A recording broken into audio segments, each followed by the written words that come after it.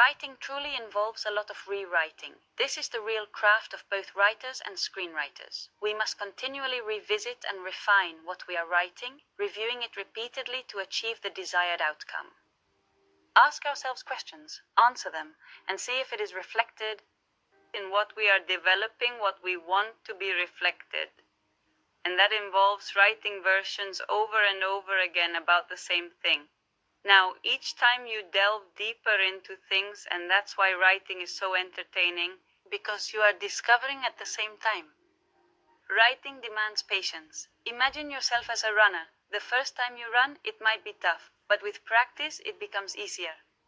You'll start by jogging 1 block, then 2 on your second attempt. Initially, 5 minutes will feel like forever, but soon you'll think, half an hour? No problem. My breathing is steady and I'm not exhausted. My legs aren't sore the next day. It's all about gradual improvement. Writing is like a muscle. The more you exercise it, it will improve. You'll understand your process much better. Over time, I had to create methodologies because work demands increased, requiring systems to ensure my tasks flowed smoothly. This development was essential to manage the growing workload efficiently. That could truly advance at the speed I required due to the film production schedules. Eventually, I realized that constantly working on the computer wasn't ideal for me. I needed to have things physically accessible, right at my fingertips to feel comfortable and effective in my work environment. Having my material accessible allows me to ask questions and view it as a whole, understanding its function. It's akin to visiting a doctor for a comprehensive checkup, right? Your body needs to be there for the doctor to evaluate it. They need to see it completely.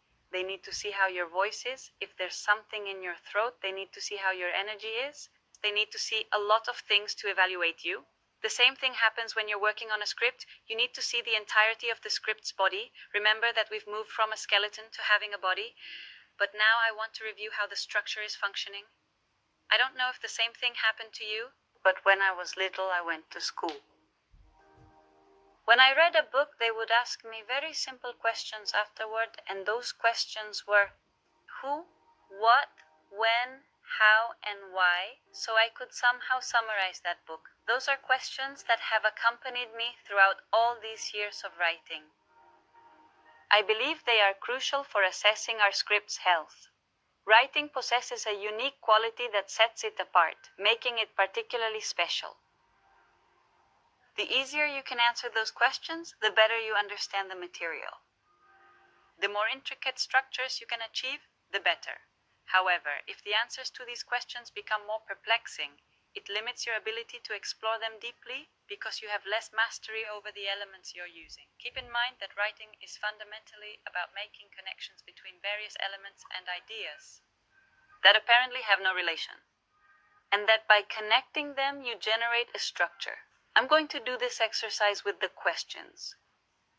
Regarding my creation, I will assess how well and clearly I understand it and how it develops.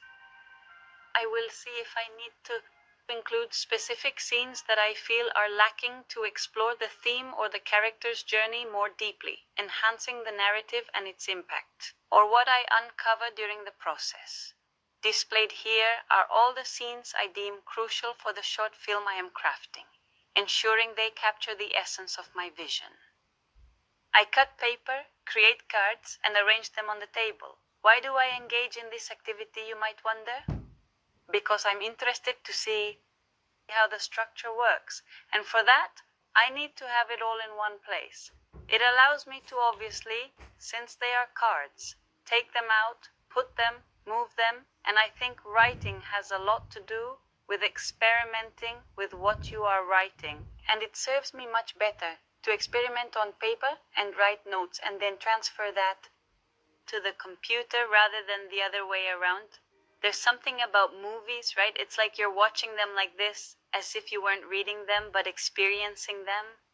And there's something about the computer structure that is completely linear, which doesn't work as effectively in my mind when contemplating movies. That's why I mentioned to you that if you were to step inside my house, it resembled a private detective setup because I have all the movie structures displayed on the wall, which I review daily. I add scenes, remove them, and experiment with those structures. I need them fully visible and summarized to work effectively. This approach helps me visualize and refine the narrative flow. I'm going to revisit the journey of the short film to ensure the details are fresh in my mind, enabling me to effectively answer the questions that arise from that experience. So, at the beginning, I have Claudia's encounter with Ramon.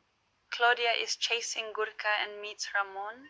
Then, when they spend some time at Ramon's house, and at that moment, Gurka kills a duck and injures another.